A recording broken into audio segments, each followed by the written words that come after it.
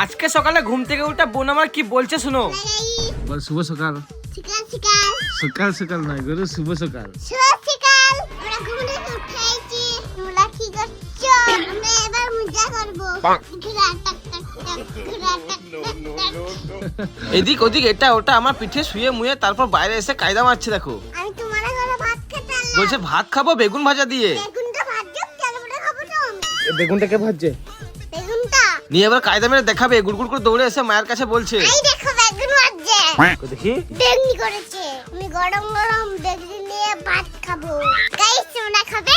নাও খাও। বলতে না বলতে ওর বাটি থেকে তুলে আরেকজন খেতে শুরু করে দিল। কেড়ে নিয়ে যাচ্ছিস? আমি খাবো না, কি খাচ্ছিস তুই? আমি বেগুন খাচ্ছি। বেগুন না বেগনি খাচ্ছি। বেগুনি খাচ্ছি। আমিও বেগুনি খাচ্ছি। আরেকজন আবার কোলে চেপে ভাত খাচ্ছিল, আবার লজ্জা পাচ্ছে।